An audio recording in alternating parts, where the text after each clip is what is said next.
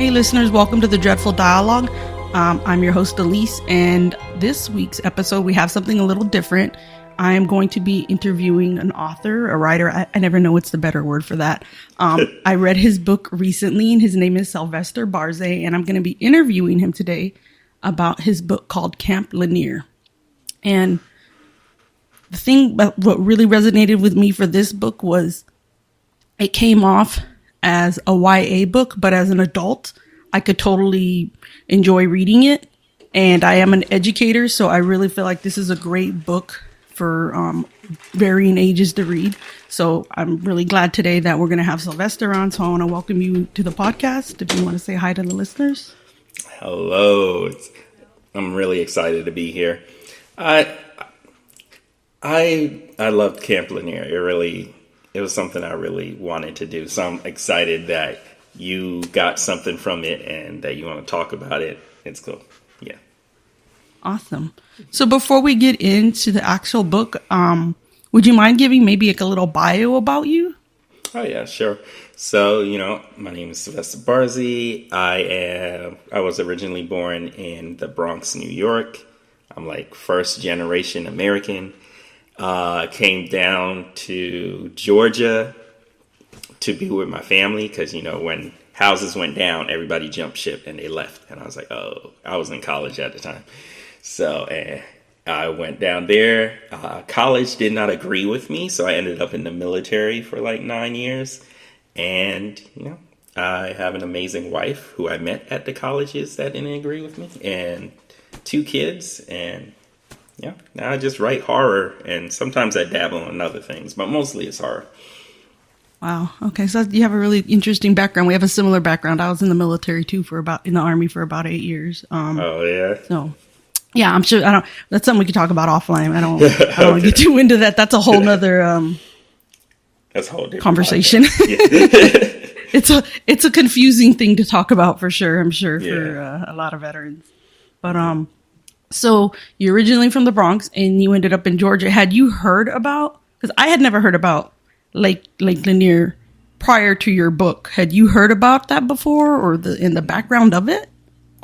So it's really funny because I've never heard about Lake Lanier until I moved to Georgia. And then every summer there's a news report of somebody dying. And then my boss, when I was working at a hotel, he told me, yeah, there's a whole town under there and people get trapped up in trees and you can see a whole racetrack. Like when they had a drought, you could see the bleachers of the racetrack and everything. So that really stuck with me and I got really intrigued by it. But then as I was researching everything for the book, I realized I hadn't heard of Lake Lanier, but I heard of Forsyth County before because when I was in New York, and Oprah was having some kind of anniversary special and they showed all her best episodes.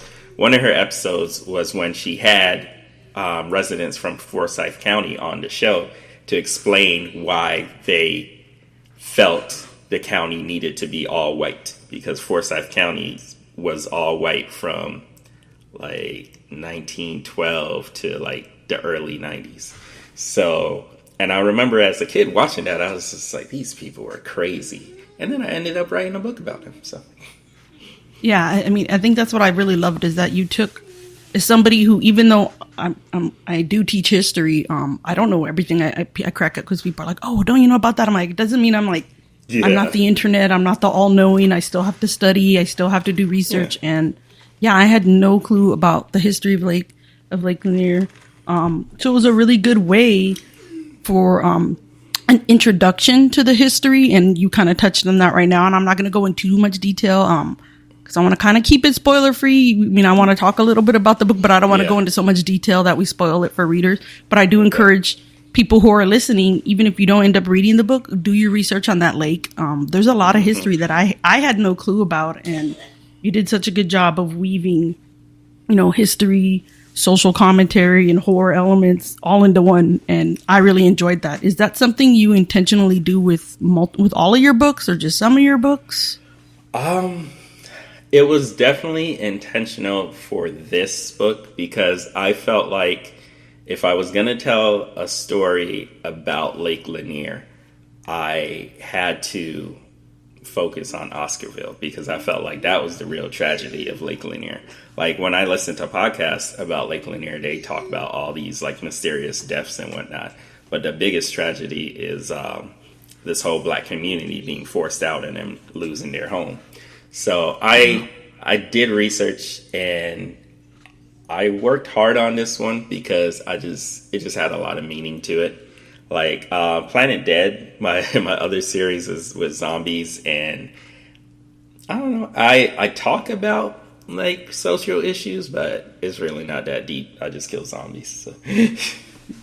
Yeah, I think what you said is right. I mean, if you're going to cover a book on Lake Lanier, you would be doing a disservice if you danced around the history of it. Yeah. Otherwise, you could have just said it at any other lake, and it would have been a full-on horror book. And I mean, this is a full-on horror book. Don't get me wrong, but it's got that blend of history. When you add that element to it, it's like wow. So, yeah, I really liked throughout your story, Taylor's character, and she's the main character. And just to give the listeners a little bit of background, she, unfortunately, we find out there's some sinister things going on in her area that she lives, and she ends up as, forced as a camp counselor, at this lake because of, a petty crime. And I really loved her character development. What was your inspiration for her and her character's arc? So Taylor's kind of inspired by my sisters and kind of like even my sister-in-law.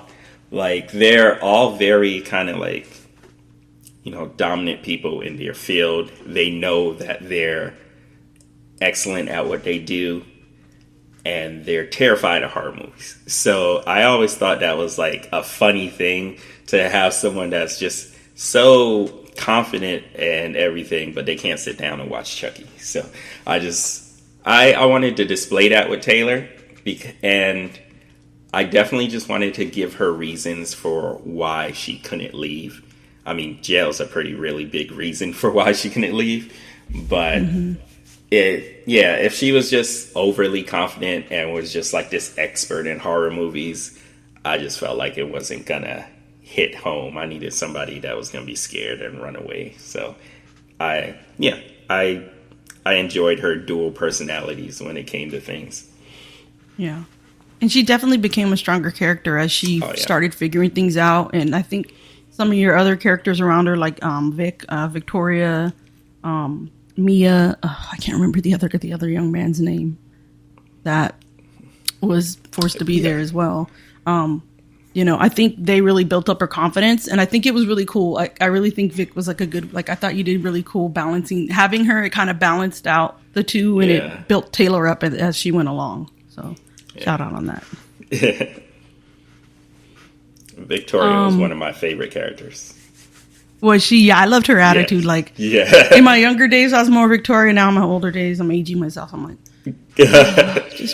part of me is like, I'm just going to be quiet now. And then there's days where I'm like, I really need to be more like Vic. Maybe times are crazy, So are Ollie, I know you mentioned Planet Dead, and I have not personally read those. I'm looking forward to reading those at some point. Are all your other books YA as well, or? No, actually, this year was the first year that me and my wife do a YA fantasy series, but this was the first year that I did like YA on my own. So I published Youngblood, which was a vampire apocalyptic book, and that's a YA, and then Camp Lanier, which is a YA. I like YA. I feel like it allows you to just kind of like introduce people to horror.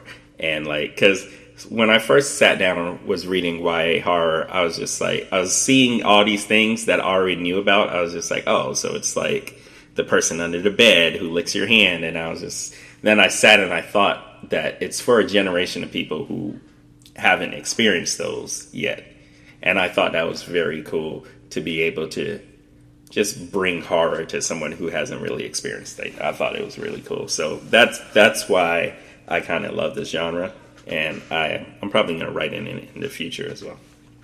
Yeah, I think it's a good gateway, like you said, for people who aren't necessarily really into horror. It's a good way to introduce them, and then they can figure out if they want to elevate. I mean, I always joke with people, like, growing up, I'm like, oh yeah, I was like the stereotypical Goosebumps kid, and all the R.L. Stein and the different books, and I think I was even a little too old for them, but it was all I could really get my hands on. And you got to start somewhere, even in movies. You don't show somebody that's not into horror like something super extreme. You kind of ease them into. You might start out with something very easy like Gremlins, or more on the comedy side before you're like, hey, can you handle something more? And like I said, not only is it a gateway, but again, I think it's a really good book that could be used in the classroom to introduce the background of Camp Lanier or Lake Lanier, and then you could turn it into something further and add it to your lesson plans in another way, and research other unknown histories. That's very cool. I would love that. I have no idea how to even begin that, but I would love that. Yeah. Well, if I ever do it, I am a classroom teacher. At some point, I'll find a way to hopefully weave it in.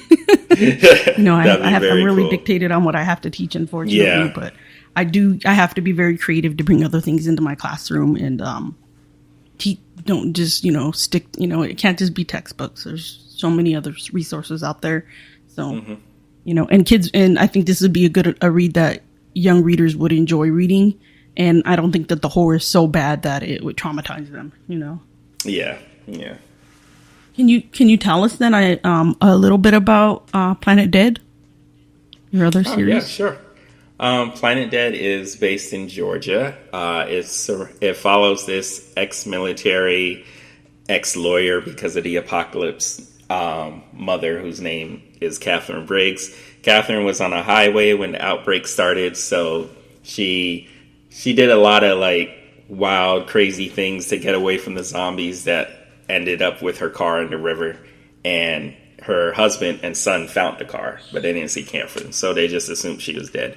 So Catherine's whole arc in the series is looking for her family and just trying to put together her life in the apocalypse. So yeah, she's pretty much a badass. I love her. Nice.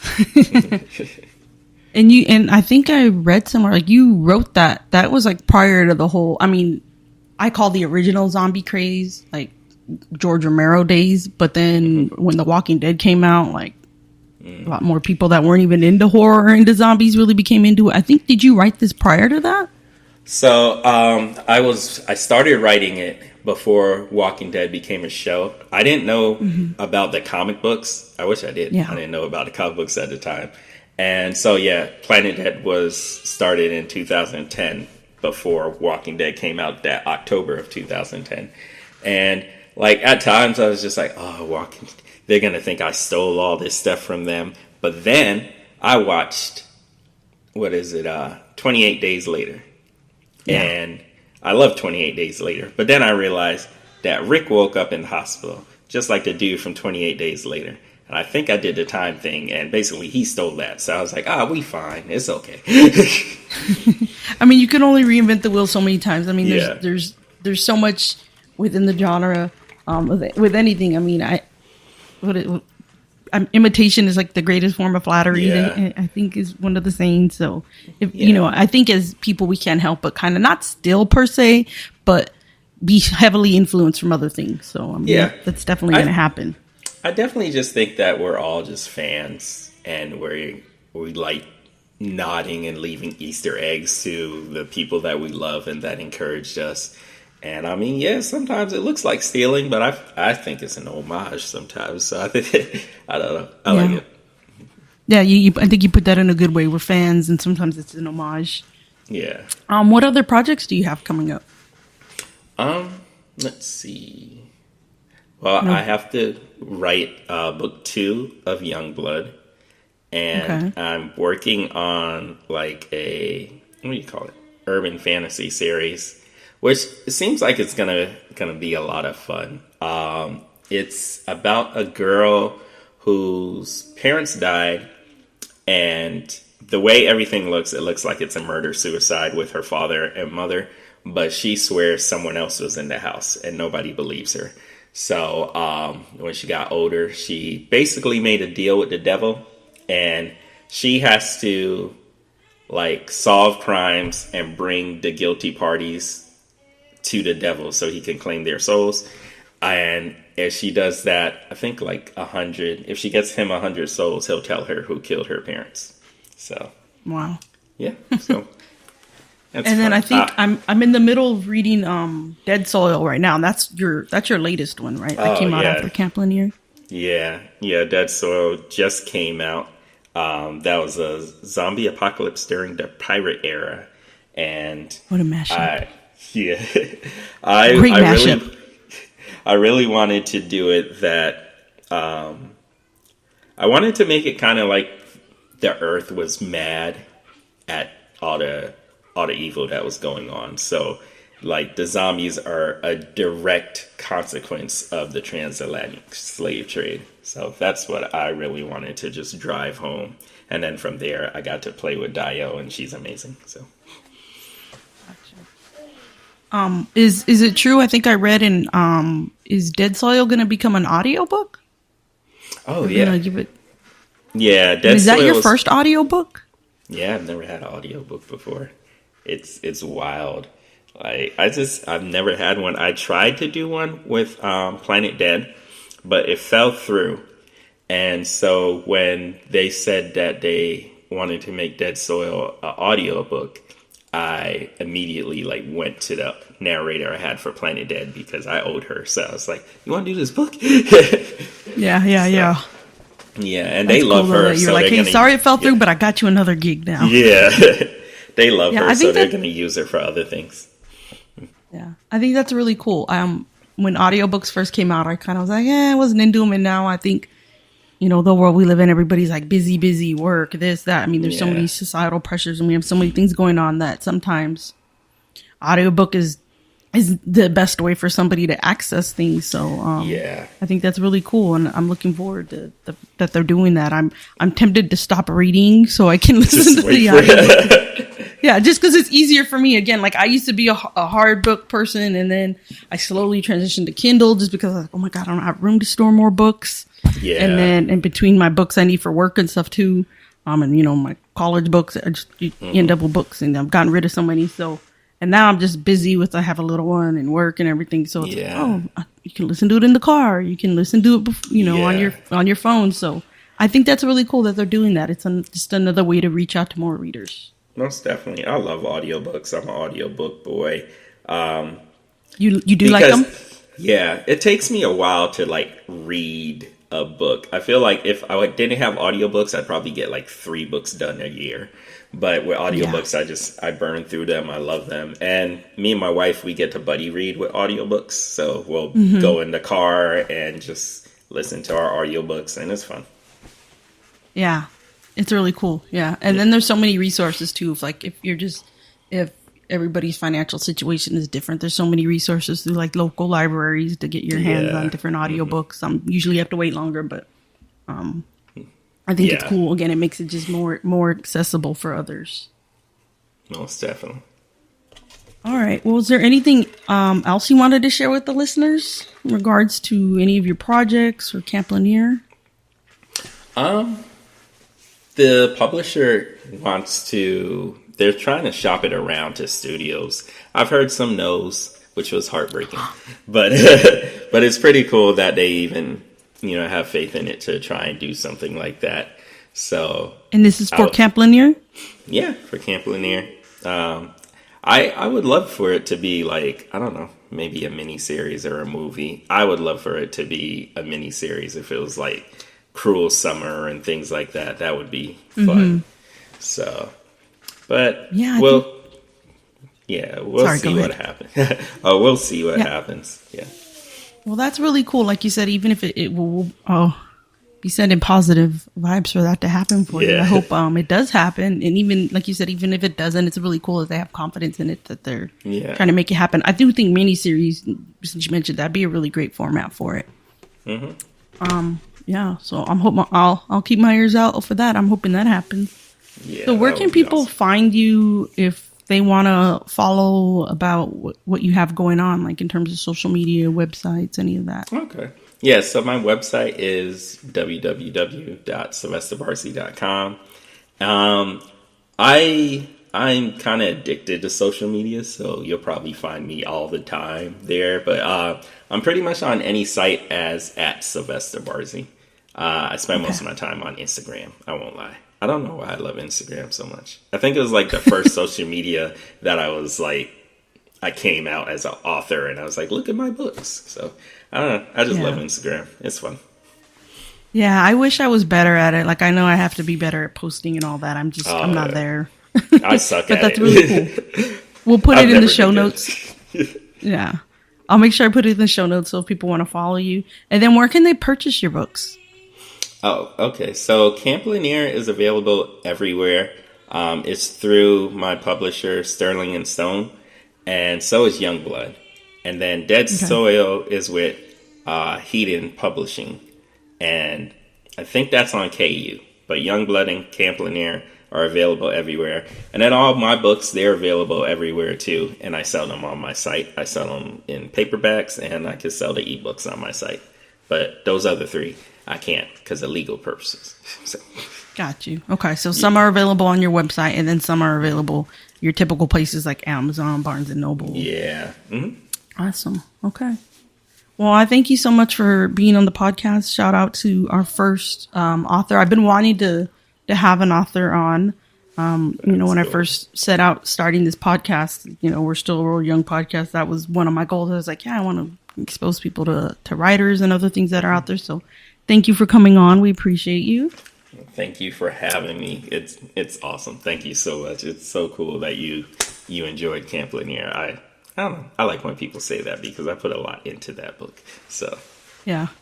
yeah. Well, and then I did write a little review of the book. If people want to find that, of course, you can find our website, dreadfuldialogue.com. I'm also on social media at Dreadful Dialogue Podcast. And we hope you guys enjoyed this episode. And thank you guys and have a good one. Have a great night.